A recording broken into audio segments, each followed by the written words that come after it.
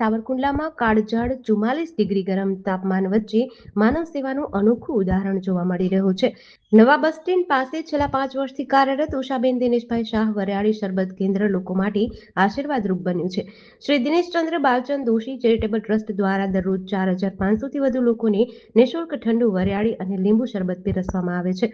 ગરમીમાં લૂ અને ડિહાઇડ્રેશનથી બચવા આ શરબત ખૂબ જ લાભદાયક સાબિત થઈ રહ્યું છે. સેવા કેન્દ્ર પર આવનારા મુસાફરો અને શ્રમિકોને આત્મીયતા સાથે શરબત આપવામાં આવે છે. ટ્રસ્ટના પ્રમુખ મિલનભાઈ દોશી અને નિયામક પરાગભાઈ ત્રિવેદી સાથે સ્વયંસેવકો સેવા કાર્ય સંભાળી રહ્યા છે. પરાગ ત્રિવેદી, નિયામક દિનેશચંદ્ર બાલચંદ દોશી, ટ્રસ્ટ સાવરકુંડલા. વર્તમાન સમયમાં ઉનાળાની અસહ્ય ગરમી અને ધોમધકતા તાપમાં લોકોને આંશિક રાહત મળે તે હેતુથી દિનેશચંદ્ર બાલચંદ દોશી ટ્રસ્ટ દ્વારા સાવરકુંડલામાં મહુવા રોડ પર એસટી બસ સ્ટેન્ડની બાજુમાં વિનામૂલ્યે શરબત કેન્દ્રનો શુભારંભ કરવામાં આવ્યો છે. આ વિનામૂલ્યે શરબત કેન્દ્રમાં વરિયાળી, લીંબુ અને સાકર મિશ્રિત આયુર્વેદિક શરબત તૈયાર કરી વિનામૂલ્યે અહીંયા વિતરણ કરાઈ રહ્યું છે.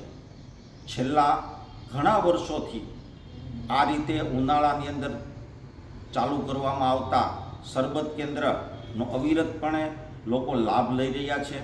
અહીંયા સવારે 11 વાગ્યાથી મોડી સાંજ સુધી આ વિનામૂલ્યે શરબતનું વિતરણ કરવામાં આવી રહ્યું છે. દરરોજના 3500થી 4000 લોકો આ આયુર્વેદિક શરબતનો લાભ લઈ રહ્યા છે.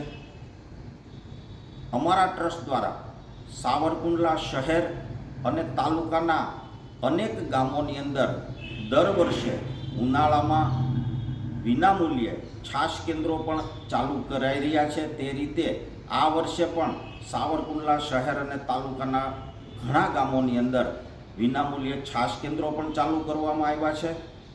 અહીંયા સાવરકુંડલા મહુવા રોડ પર જે વરિયાળી, લીંબુ અને સાકર મિશ્રિત આયુર્વેદિક શરબત કેન્દ્રનો શુભારંભ કરવામાં આવ્યો છે, તેનો વધારેમાં વધારે લોકોને લાભ લેવા માટે હું આ તકે અમારા ટ્રસ્ટ વતી વિનંતી કરું છું.